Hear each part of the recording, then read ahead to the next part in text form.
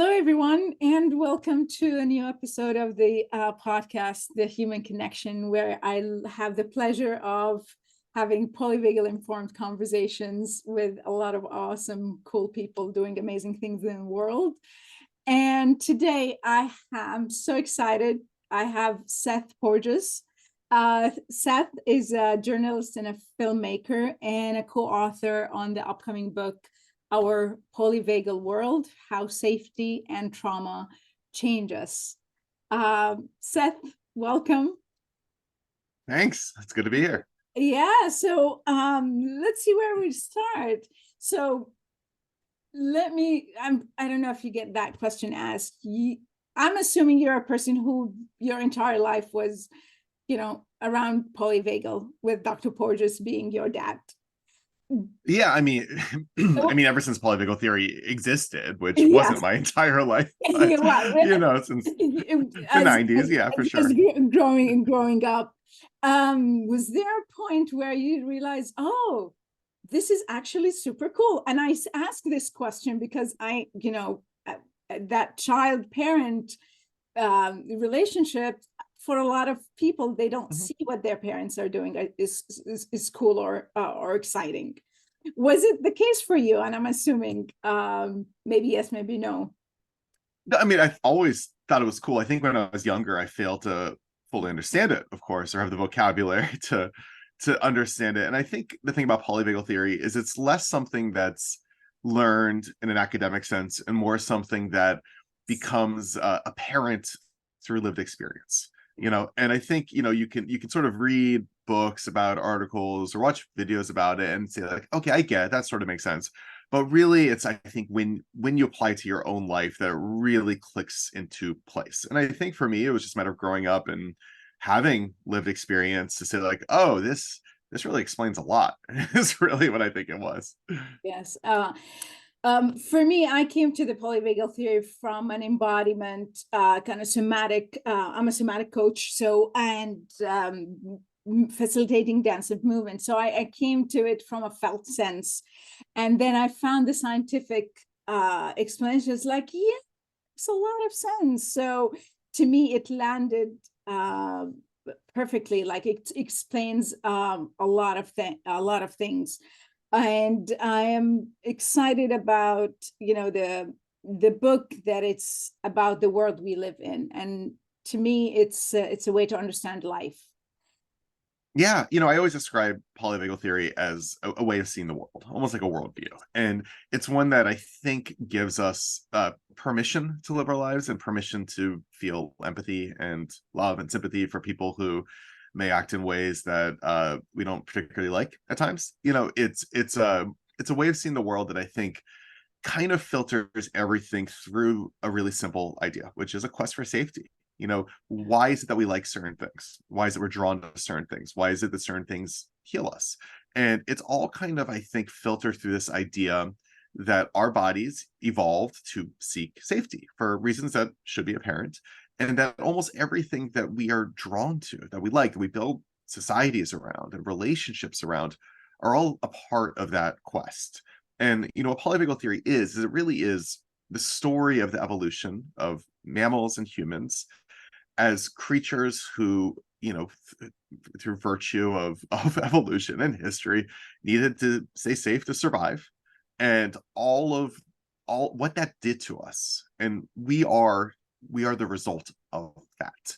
I think polyvagal theory is also, there's a lot of books that have been written a lot about it that are pretty complex, academic, opaque. Our goal with this book was to make something very simple, very easy to understand. And I think polyvagal theory, you don't really need to understand all of the science to really understand what it's saying. And, early in a book, we break that down into just one simple sentence. It's like, all right, if you stop reading now, you'll sort of get it, which is that how safe we feel, how safe our bodies feel, is crucial to our health and happiness. It's really that simple. When we feel safe, our bodies are better able to heal, grow, restore. We're better able to access the cognitive functions that allow us to be creative, inspired, productive individuals. And we're better able to access the social functions that allow us to be, kind and sweet and sociable to the people around us. And our bodies, they're these immense complex machines. They're really good at a lot of things. They're really good at survival. They're really good at defense. They're also really good at nurturing and safety and thinking and creativity. But it can't do all of that at the same time. And only when we feel safe are we able to access those parts of our body and our brain. Yeah.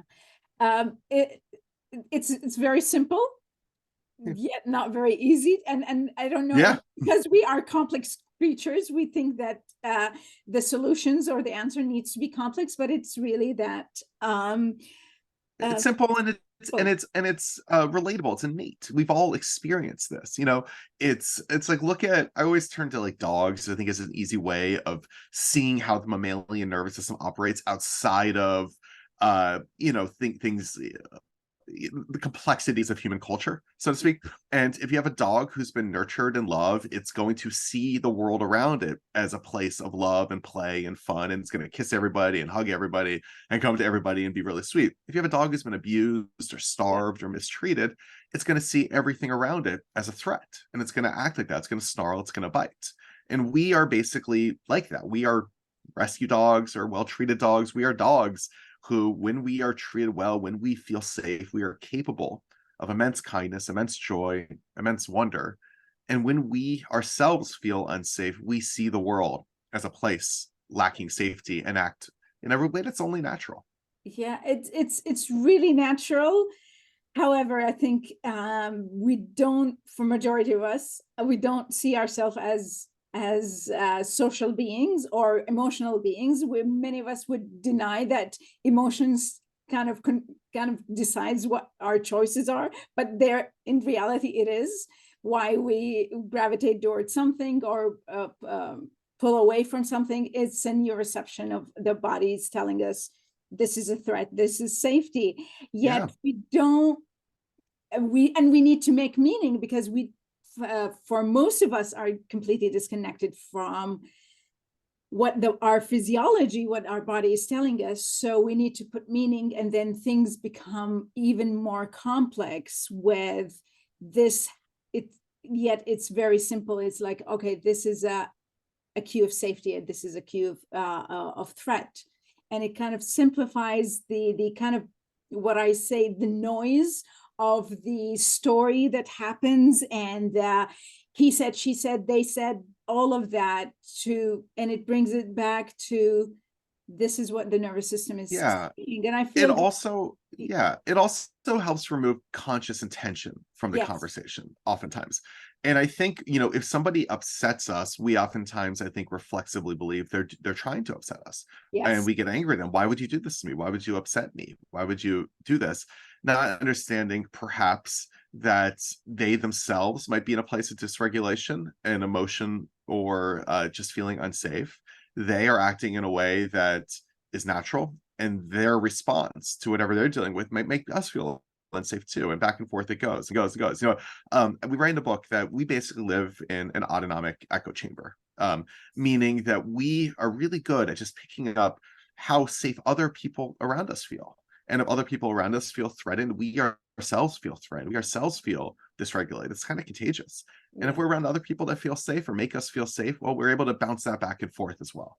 Absolutely. And nothing was, to me, Polyvagal changed my relationship with my children, because that's what it is. And I always, one of the things that really struck me is we assume intentionality, especially, and it's quite absurd when we are talking about a 6-year-old, a 5-year-old, when we're assuming that they intentionally want to, do something, they want to annoy us. But that was pre-polyvagal look at it. But the reality of it is, like, I'm dysregulated, and with that, they're dysregulated, and that's what happens, that we're all both in a sympathetic kind of or survival state that does not produce anything nice at the and it's not a great result in anything. And with that, relations, and I love that we assume intentionality, because it's not really, most of the time, what we assume as intentional has no basis. It's a bodily function. It's something that happened. It's a response that happens. And when we clear that up, things are much easier to talk about. Absolutely. Yeah. And I think that extends to so much of the world around us. I mean, we as I think, many philosophers and poets and writers have spent millennia discussing human nature, or whether humans are innately good or bad or altruistic or selfish or whatever it is. And I think polyvagal theory offers a really elegant, answer to this question that has driven us. And that's that when we feel safe, we are capable of great altruism, great empathy, great generosity, great kindness. And when we feel threatened, our body's need for self-preservation and survival turns us into selfish, defensive, perhaps aggressive creatures. And polyvagal theory, I think, allows us to reframe a lot of the world around us and a lot of our priorities in the world around us through this simple question: what can we do to make ourselves and other people feel safe? Understanding what follows from that: the health, the ability for happiness, the ability for sociability, the ability for calmness, the ability for peace, just the ability for our bodies to heal, grow, and restore. We as a society perhaps don't value feeling safe as much as we should. And in fact, there's oftentimes cynical, engineered intentionality behind the feelings of unsafety, anxiety, and outrage that we often have. The world around us is an outrage machine, right? We have deadlines, and spreadsheets, and traffic, and vibrating phones, and all these things that are just pulling at these strings, these ancient neural pathways that are designed for immediate short-term survival, these systems that have served our bodies well to keep us as a species alive. But we're never supposed to be systems that were always activated. They were there for immediate survival, and they're extremely resource intensive. They're extremely draining on our bodies. It's not healthy to be in these systems for long periods of time. And we live in a world now where, you're walking around and your phone is vibrating and cable news is blaring stuff and the headlines are scaring us and there's traffic and there's noise and there's smells, and all of these things are going through those same systems, and we're constantly feeling threatened. And what does that do to us? It's not good. It's not good at all. I was at Oxford for the master's series in end of August, and I heard Dr. Porges. He said something that really a word that struck me, and I wrote it down, and I keep coming back to it, and it speaks to what But what you're saying is, he said recovery is a privilege.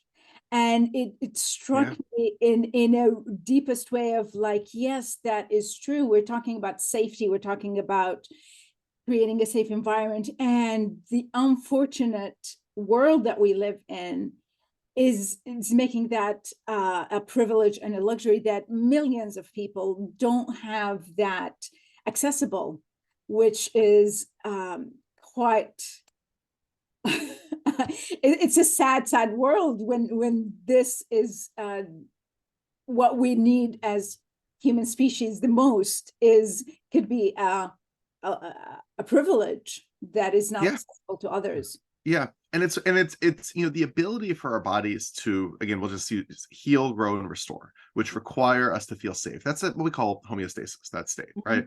In our book, we kind of use this shorthand where we kind of assign like a traffic light, different colors to these various bodily systems: green, yellow, red. Called the green system in the book. That's not a very scientific term. It's just shorthand. But that state which emerges when we feel safe is a privilege.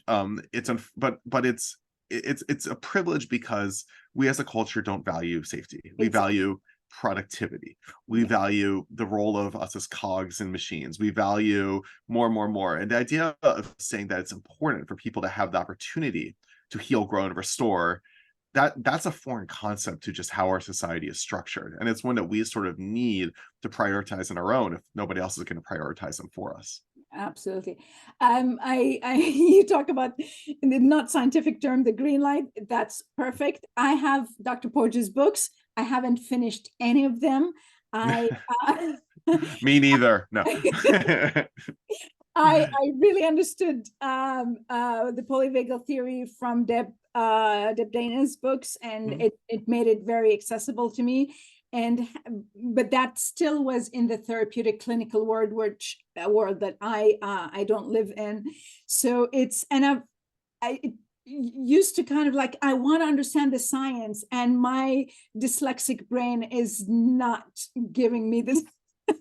Oh, the I mean, the time to science is, it's not, I mean, Dr. Porges has an incredible way of making things complex and impossible to understand. And yeah, I and think then he'll be the first to admit that, I think. Yeah. yeah, Deb said, it's okay, it doesn't matter, it's, and then I was like, Yeah. oh yeah, because my body understand all of the things that the nervous system and all that is like. And sometimes when someone would ask about scientific or the evolution, because I cannot begin to explain, it's like, if you really want to know, go read the book. I don't understand it.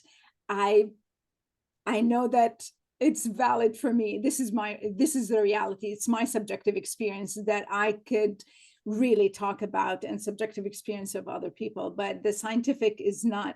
But because we live in a scientific world that is evidence-based, that there's a way to, when it's the research and it's valid, quote unquote.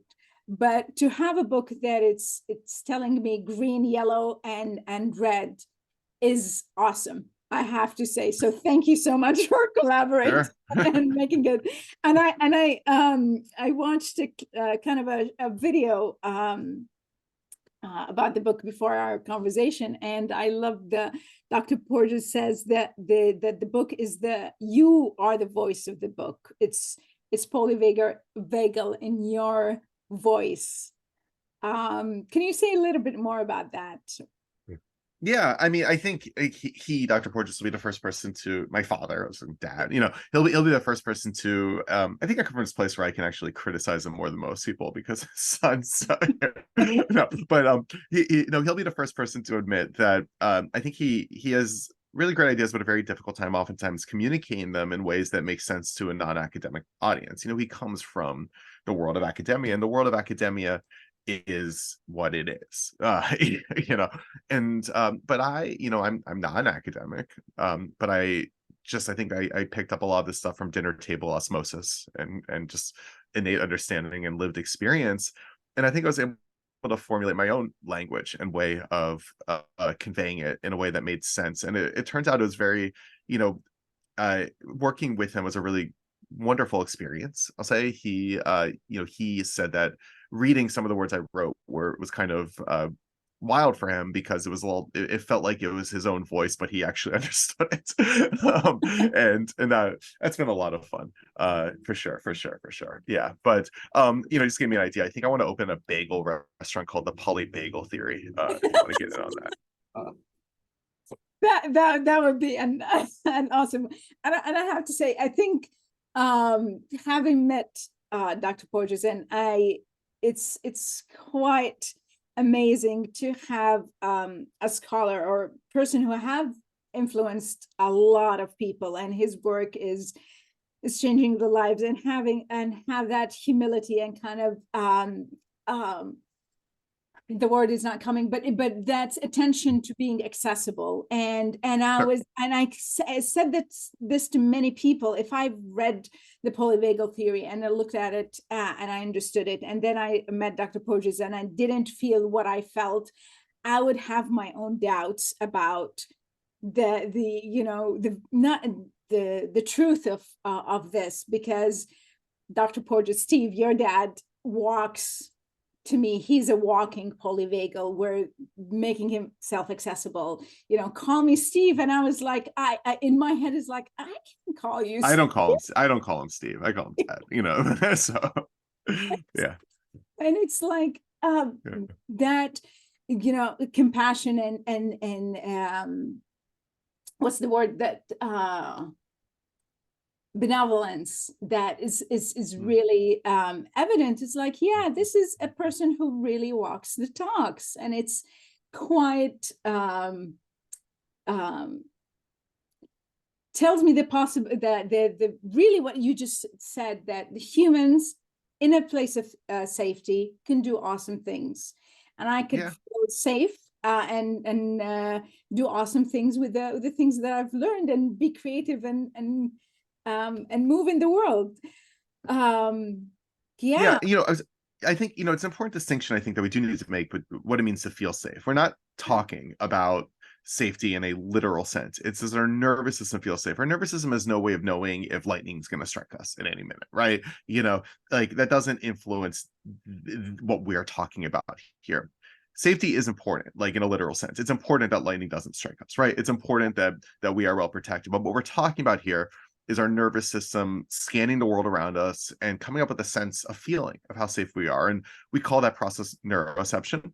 And it's kind of always happening. Our nervous system is always, feeling like invisible antennae through the world around us as we navigate, searching for signs of safety and signs of threat, and using that information to transform our bodies, to transform our state, to transform our physiology, to transform our sensory experience, how we hear, what things look like, smell like. All of these things are influenced by our nervous system's assessment of how safe we are. And because we're talking about something that is different for different people, all of our bodies are different. All of our bodies have different tolerances for, different goalposts, so to speak, for what makes us feel safe, what makes us feel threatened.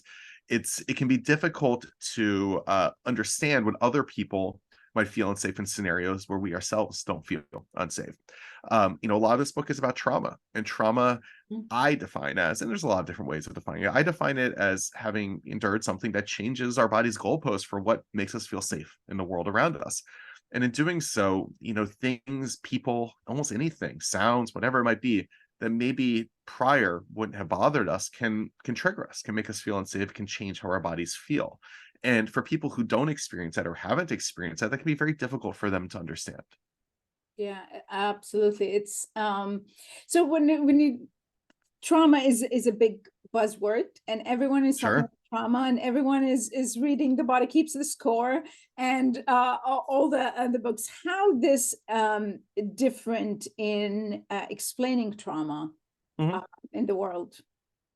Yeah, I mean, well, polyvagal theory, it's not just about trauma here. Mhm. This is about how the world around us changes our bodies, Mm. changes our brains, um, and uh, and that can be trauma, that can be safety, that can be anything. And it's also important to understand that while a lot of the things, the signals, the cues that make us feel safe or threatened might feel rather mysterious, a lot of them are actually really easy to to know, to predict, to say.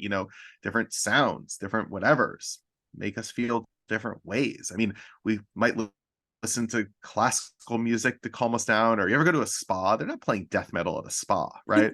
They're playing like soothing wind chimes and piano. They're playing these soothing sounds because that soothes our nervous system. But if you're going to like a metal show and people are dancing and moshing and screaming and doing whatever, well, the music's going to be loud and aggressive and fast and bass. That's what we're talking about here. Those simple things, those auditory cues, they change our physiology. They get our heart rate pumping differently. And we all understand this. I think it's in everybody's vocabulary, fight or flight, right? That idea that when we feel scared, our bodies do things to prepare us to either fight or flee. But I think most people's understandings about how our bodies change, how our autonomic nervous system works here, kind of ends there, begins and ends there. Where, when we feel threatened, yes, we may fight or flight. We may have all of these bodily changes occur that let us run faster and punch harder and feel less pain and adrenaline and all those sorts of things. But when we feel safe, a different transformation occurs as well. And this is a book, yes, it's about threat. Yes, it's about trauma. More than anything, it's about safety. Mm. And I think that is the really important part of this shift that people don't really talk about much. It's what happens when we feel safe. What's the opposite of fight or flight? And then Mm. in addition to that, of course, is I think there's a growing understanding that when people are severely threatened or experience severe trauma, they may not fight or flee as a way of dealing with it. They might freeze and they might shut down. And that's so, so important for people to understand, because the way we treat trauma, the way we treat distress, is we kind of transpose our own selves onto, and we think to ourselves, if I was in that position, what would Ah. I have done? As if there's some conscious intent behind it. I would have ran. I would have fought back. I would have done whatever. Not understanding that the nervous system doesn't ask your permission. It just shuts down sometimes. It just does this. And understanding that to freeze, dissociate, shut down, all of these things are natural and common and maybe even predictable responses to severe duress, so, so important for how we treat victims of incidences and how we treat ourselves. A lot of people who experience this don't understand what happened to themselves, and they begin to doubt their own experiences. We have legal systems and jurors that doubt people's experiences. They have a press that doubts people's experiences. You look for the struggle, look for the fight, right? That's how you say that something happened, when that's just simply not how our bodies work. And if people walk away from this book with just two like fortune cookie bumper sticker size understandings that will help inform them, it'll really just be two things. One is how safe we feel is crucial to our health and happiness. And the other is that when people are under severe duress or trauma, they don't always fight or flee. Sometimes they freeze and shut down, and that's normal. And that's not a sign that there actually wasn't something terrible happening. Yeah, and it's not a judgment of their character or whatever. No. It's like, Yeah. and I think that's one of the biggest piece why I love doing this work, and getting people to really understand their system and their physiology of that piece of that waste a ton, the shame of, oh, I shouldn't have done that. Oh, I shouldn't have said that. Oh, I should have done this or that. Because we think that we are logical and we can, in a really, we have very high opinions of ourselves and our ability to we do. We have very, very high opinions of ourselves. In a very, and because also the society, the culture praise like, oh, he's really good under pressure. And I think this is shifting a little bit. But with that, like, yes, I was under tremendous stress. None of this have made more difference to me than being a parent. Is like, yeah, that shame of I've done something that I wish I haven't done is not because I'm a bad person or I wanted this to happen. It's because this is what my nervous system, it's actually all our nervous system wants is to keep us safe. And that's a huge gift and wisdom in the body, that's like, yeah, we are here because our nervous system was working awesomely well. And we survived this thing we called life. Yeah. So what do you see? What's your wish with this book? And I hope it's much more than what your intention is. But what would be really good to see happen with the publication of this book? Yeah, I've given talks about polyvagal theory, and it's amazing to me how just a little bit of this information can really help people, if only, even if they don't do anything different, just understanding that these responses their body has that they might believe to be mysterious and unexplainable are common, they're predictable, they're natural, and they're there for our own good, our own benefit. I think that removes a lot of shame from people's lives. I think it removes a lot of self-doubt. I think it allows people to deal with the unavoidable stresses of the world from, perversely, a place of logic, and reason. Once you begin to understand that sometimes logic and reason don't drive our bodies, it allows us to approach things from a place of logic and reason, and also empathy. Because we see these responses that we have, everybody else has them too. We, I think, as people are in society, are trained to, be very judgmental of people, of entire groups of people, feel threatened by groups of people, and understanding that the people around us who maybe we feel threatened by are acting the way they do because they themselves feel threatened too. And are we making that problem worse? Are we threatening them unintentionally? Or maybe we can approach them from a place of love, a place of empathy, a place of sympathy. Maybe we can break some of these cycles, And I think once you begin to really, it gives us permission to live a life that is not driven by threat and by fear. And it allows us to understand what living a life driven by threat and fear actually does to us, how harmful it is to us. And yeah, that's really it. That's really it. It's as simple as that. It's really as simple as that. Yeah. It's very simple. It's after and it took me quite a few years to really understand it fully, even though the paradox, I think, of it, that it's something that our body is doing all the time, but we still don't at least I wasn't able to recognize it until kind of really slowed down and sat with it and understood it, to really feel like, oh yeah, this is something that is happening. And then that's why I say it's the lens that I see the world with. It's watching movies, listening to music is never the same after No. after that. It's like, wow, it becomes a fascinating look at humans, and listen to music. It's like, oh, I wonder what's, I think the musician was in a dorsal state when he wrote that song. Yeah. And there are some awesome songs with, with all that, because it's there. I mean, Color. I think I mean, we have like a very brief bit about this in the book, but I think polyvagal theory even gives an explanation for why does music exist? Like, why are we drawn to sounds that sound this way? Why do they make us feel certain ways? And polyvagal theory offers an explanation for that.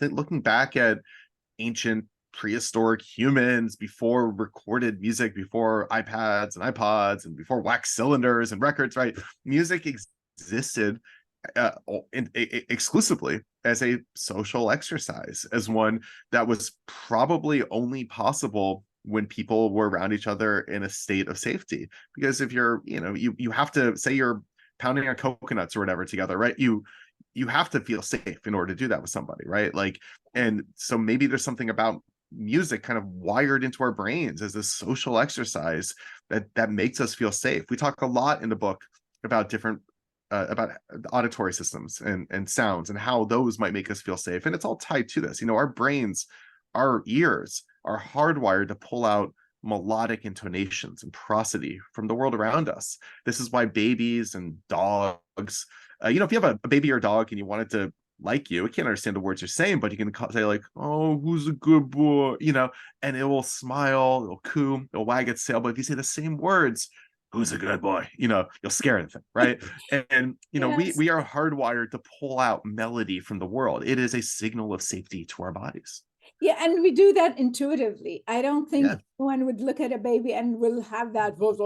No. Hopefully not. I don't think Yeah. we do it. We think about it as like, oh, this is a baby. This is the voice I'm gonna Sure. press this.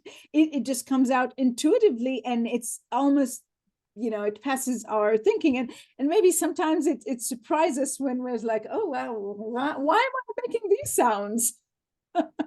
When I'm talking to a dog or a baby. Yeah, pretty So much. a lot of almost everything that have historically done in my family, culturally, in different cultures, really it's following the polyvagal, and that need for safety in different cultures. So it's something that humanity have done all the time. It's an intuitive, it's who we are. And when you're talking earlier about judgment, I know from doing the maps of the states over and over, and I know now, as soon as my thought is a judgment, either to self or on others, I know I'm in a survival kind of dysregulated state. It's just that's my go-to clue. If someone is saying, and I immediately think, oh, maybe they're having a bad day, or I give myself that kind of compassionate, empathetic response. Is like, okay, now I cannot be judgmental when I'm feeling safe and in ventral. And that's, and just looking at the world, we're mostly we're very good at judging ourselves in so many different ways. So I'm not sure if I got the answer of what would you like to see come out of this book, and hopefully I make just hope it gives a couple more people the the ability to feel a little bit safer, to look at the folks around them and see them as as decent people, as decent organisms who are driven by the same thing we're all driven by. We all basically are the same inside of us, right? But we live in a world that sorts and filters and pits people against each other and turns them into others and draws all these lines and makes everybody seem like they're threats to everybody else. But at the end of the day, we're all just people trying to feel safe, you know? And it really like what are my goals? Nothing less than world peace. Let's just say a little bit like that. And I think the nervous system and understanding the polyvagal theory is as level the playing field. So, and because I get that question asked a lot of times, because there's a lot of modalities, a lot of things when you take it from a Western centric, and I'm speaking from a person coming, from Saudi Arabia, from Asia, from different worldview, from different culture. And oftentimes there's quite an kind of an integration period or integration process that takes, taking something like IFS or SE or anything and kind of bringing it and kind of adapting it and integrating it with the cultural understanding. I don't feel the same with polyvagal theory, because I could explain it, because it's a nervous system, it's a reaction. I have yet to speak to anyone from any different culture or coming from any life experiences, and they don't get the different states of, you want to go and fight and flight, or you want to pull away, or you want to go and hide underneath, under the pillow and not and then the covers and not talk to anyone. Everyone has We all feel emotions, and we all feel what they do to our body, and they're and beyond, and it's refreshing to, I think, to approach people that way, just to have that level again of empathy and understanding, and also understanding, like, what are we doing to people that might make them feel unsafe, and how cruel that can be. If you what happens if kids are starved or exposed to a lot of pollution, or environments that just are generally, or abusive households, or whatever it might be? What does that do to them, right? It's not just that the effect of that thing there. What does that do to their developing nervous system? What does that do to their body's ability to heal, to buffer, to, say, go to school and have any hope of accessing the brain functions that allow them to learn and be productive, or sit still, for that matter? Like we are so much of, as a kid, I grew up in an era when there's a lot of discipline. A lot of kids were told to, like, sit down and shut up, and it's looking back, it's like, well, maybe those kids, including myself, who had a hard time sitting down and sitting still and shutting up, maybe we just didn't feel safe. Maybe we were hypermobilized. Maybe we were in these states, and nobody, and the sort of draconian discipline we were subjected to, that doesn't make us feel safer. It just makes us feel hurt and wounded. And that kind of stuff builds up over time. And I think just understanding those simple things offers us the ability to just treat people a little bit differently, and say, like, okay, let's prioritize safety here. That's what we should be looking at. Yeah, that's I think because generally medical establishment, educational setting, it's a deficit model. When something is not wrong, that person there's something wrong with them, and it kind of mostly zeroes in that individual. Oh, that person is a good person, and we like to do this. And I'm saying we as general society, but when taking it to the relational, and that's, I think, a very important piece that the polyvagal theory brings, it's that relational. No one is there, even though that a lot of people said that, I can't remember who, there's no baby, there's a baby and a parent. I think it was Winnicott or something. But that relational aspect of how that person feels, what you just said, they're feeling a sense of safety or a threat, that is the environment, it's the relational, it's and it goes out to the entire world of not seeing the individual, zero on the individual, and say, okay, they need the treatment, there's something wrong with them. They could be, like you said, starved and hungry, and who could function if they're starved? There's Exactly. We can't do anything. So yeah, world peace, really a great ambition. And as Deb would say, one nervous system at a time. And I think And that's why I feel really excited about this. And I, like I said, would speak about it with anyone, and I will share the book with, anyone who would. I appreciate that. Yeah. I very much appreciate that. Oh, well, it's I don't know, probably you would start receiving stories as Dr. Porges Oh yeah. of like how it changes. It really, it's an awesome. There's always, for myself and many people I speak and I interact with, there's a pre-polyvagal era and post-polyvagal where things are just a lot easier to understand and categorize. Well, Seth, thank you so much for your time. And before I leave you, anything more you'd like to add about the book, about yourself, about the theory, or anything in Yeah, between? no, I hope it it's designed to be easy to read. This is, the book for people who might have tried to pick up some of the other books about polyvagal theory and not really gone through them, or felt like they were deciphering some arcane mystical text or something like that. Like, this is the one that's really, it's the language I use to describe to a friend at the bar what's going on here, is what it is. Hope it's understandable. Hope you enjoy it. It's short, so you can probably read it in 1 or 2 sittings, and let me know what you guys think. Hope you guys Okay. like it. Any thoughts of turning it to kind of a series of Netflix kind of thing that we could, I do think even more there accessible? is, a documentary to be pulled from this. But we'll see. As somebody who makes documentaries, it's, I made movie Class Action Park. It's on HBO Max now, just Max. If anybody's seen that, I think there is a documentary here, so we'll Yeah. see. We'll see what I can do with this. We'll see. And maybe it may be coming in the works. I know Dr. Mhm. Sue, your mom, does an amazing work, and I'd like to see a book with her as well. Yeah, me too.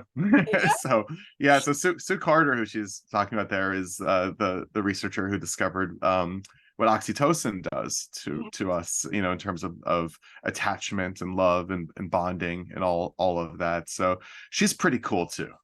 She is, and she's a wonderful person to be around. And I was blown away when someone was telling me all the things that she does. Is like, why she hasn't written a book? Why? I So know. I maybe if you write it with her, would Maybe be easier for we'll me see. to understand.